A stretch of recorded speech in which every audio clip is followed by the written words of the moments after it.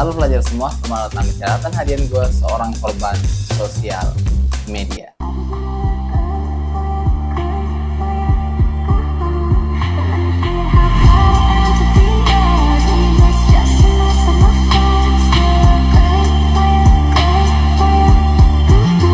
Gue belakangan melakukan riset Pak, dan gue menemukan sebuah penyakit di sosial media yang menjangkiti masyarakat Indonesia, dan itu semua sudah menggerogoti bangsa kita dari dalam Pak, termasuk salah satunya gue sendiri.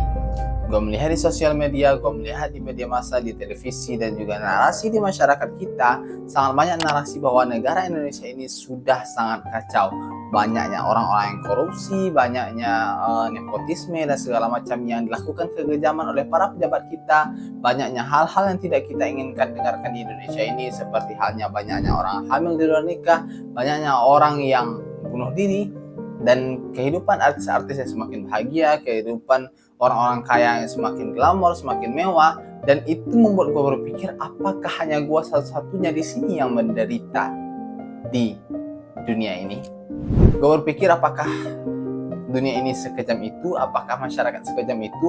Apakah government atau pemerintah sekejam itu? Apakah orang-orang yang merasa diri mereka beruntung, diberikan privilege lebih oleh Tuhan, itu sangat kejam terhadap diri gue sendiri Pak? Dan itu membuat gue sangat frustasi. Gue buka sosial media yang gue miliki, gue buka TikTok, gue scroll, dan gue menemukan sebuah kata-kata motivasi yang mengatakan, kalau kamu tidak bisa bermain di dunia yang kejam ini, kamulah yang akan dipermainkan. Dan gue scroll lagi, gue menemukan kata-kata filosof singkat yang gak jelas dari mana asalnya dan apa maksud dari perkataan tersebut. Sampai gue pada kata-kata yang benar-benar menampar hidup gue Pak. Di sana ditulis, apa sebenarnya selama ini gue yang salah gitu. Gue yang lemah, gue yang gak bisa menyenangkan hati orang lain, gue gak bisa membahagiakan, membuat orang nyaman di sisi gue. Apa sebenarnya gue lah yang sangat tidak berguna bagi bangsa ini Pak. Dan gue merasa kata-kata tersebut relate. Gue repost postingan tersebut, gue download, dan akhirnya gue bagikan di sosial media gue, sampai gue menyadari bahwa sebenarnya gue hanya ingin diperhatikan. Oke, gue yakin sebagian dari teman-teman juga pernah mengalami hal yang gue ceritakan tadi Pak. Dan sangat banyak dari kita yang memposting konten-konten galau, dan sangat banyak yang membuat konten-konten tersakiti, dan anehnya engagement terhadap konten tersebut sangat besar dan sangat laris Pak. Kenapa? Karena satu kata ini, kita merasa terwakili.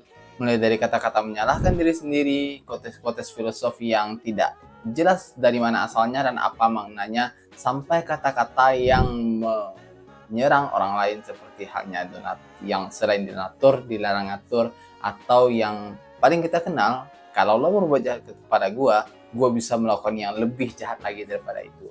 Dan yang paling banyak di sosial media sekarang ini adalah kata-kata insecure Pak. Banyak kita temukan seperti halnya kata-kata gue orang yang paling tidak sempurna di dunia ini, dan cinta itu akan sangat menyenangkan bagi orang yang sempurna. Gue orang yang paling tersakiti, gue pernah ditinggal pas lagi sayang-sayangnya, dan juga gue korban dari keluarga gue yang broken home, dan masih banyak lagi Pak. Dan sampai akhirnya gue berpikir satu kata saja, kenapa sekarang menjadi korban itu adalah tren di masyarakat kita. Teman-teman sekalian, sangat banyak saat sekarang ini orang-orang yang menikmati posisi menjadi korban, posisi tersakiti Pak. Apalagi diperparah dengan algoritma sosial media yang bisa ngedetek apa emosi yang lo lagi rasain, dan memberikan tontonan yang sesuai dengan emosi yang lo rasain saat itu juga Pak. Atau kita bisa sebut memvalidasi apa yang kita rasakan.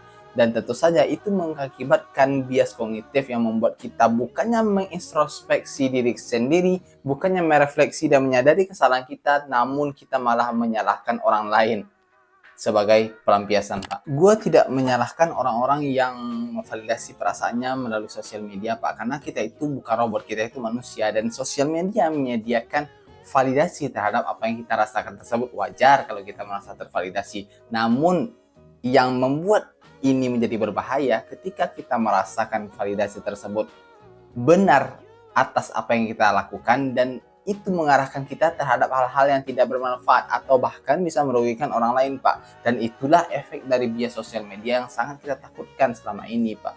Kita dapat melihat banyak orang-orang yang ketika dia tersakiti, dia mendapatkan pengalaman traumatis, dia merasa menjadi orang yang spesial, Pak. Dan karena dia merasa menjadi orang yang spesial, dia merasa berhak untuk melakukan hal-hal yang membuat dia lebih daripada orang lain. Dia merasa berhak untuk membalas apa yang orang lakukan kepada dia. Dia berhak melakukan kejahatan yang sama, bahkan lebih kepada orang lain, kepada orang yang tidak bersalah sekalipun, Pak. Dan itu semua pernah gua lakuin sendiri tentunya.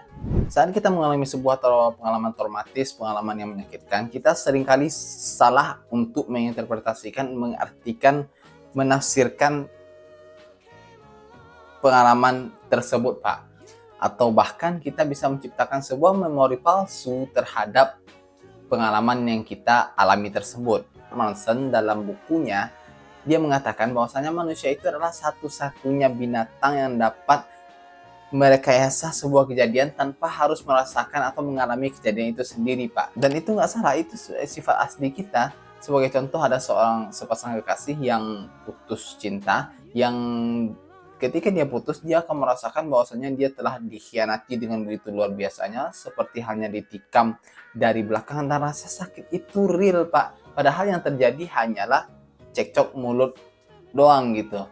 Dan sakit yang dia alami itu benar-benar terasa dengan dia, sama seperti hanya sakit fisik, sakit mental itu juga menusuk dan itu berbekas, dan tentu saja itu lebih menyakitkan dan berbekas lama hilang bekas lukanya daripada luka fisik itu sendiri. Dan karena rasa sakit itu mereka merasa berhak melakukan kejahatan kepada orang lain, menyakiti orang lain, dan biasanya orang-orang yang berbuat jahat ini yakin bahwa dia sudah pernah dijahati atau dilukai sebelumnya, Pak. Makanya muncullah kata-kata yang sangat terkenal di kalangan kita, orang yang jahat itu berasal dari orang baik yang tersakiti, Pak.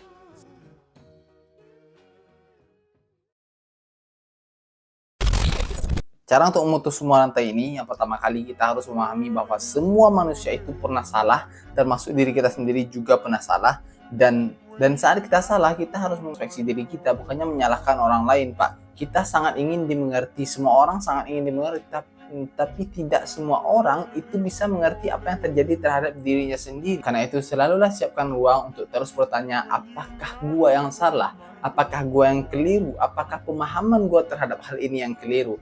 Atau bahkan nilai yang gue pegang selama ini itu adalah keliru, Pak. Karena itu selalulah ragukan diri kita sendiri dan jangan pernah terburu-buru untuk menemukan diri kita. Selalulah ragukan nilai-nilai yang kita pegang, pemahaman yang kita pegang, karena orang yang selalu meragukan dirinya sendiri itu biasanya lebih bijak dan bisa lebih berkembang daripada orang yang selalu yakin bahwa dia tidak pernah salah, Pak. Dan yang paling penting, sekalipun kita tersakiti, sekalipun kita benar-benar disakiti, sekalipun kita benar-benar menjadi korban, jangan pernah melampiaskannya kepada orang lain, Pak. Putus rantainya saat ini juga, dan putus rantainya di diri kita sendiri, Pak. Karena kita sendiri tidak ingin berada di sini, kita tidak ingin merasakan ini, dan tentu saja orang lain juga tidak ingin merasakan yang kita rasakan ini, Pak. Karena kita sendiri tidak ingin berada di sini, kita sendiri tidak ingin merasakan ini, dan tentu saja orang lain juga tidak ingin merasakannya. Karena itu jangan pernah membalas kejahatan dengan kejahatan. Sekalipun kita bisa membalas untuk kejahatan, putus rantainya di diri kita. Kita tidak membalas bukan hanya karena kita tidak mampu untuk melakukannya. Kita diam bukan berarti kita lemah, Pak. Kita diam itu karena kita kuat, karena kita besar, karena hati kita jauh lebih besar daripada orang yang menyakiti kita. Kita tidak membalas bukan berarti kita tidak bisa melakukannya, tapi kita tidak membalas karena kita memiliki keberanian untuk memutus rantainya.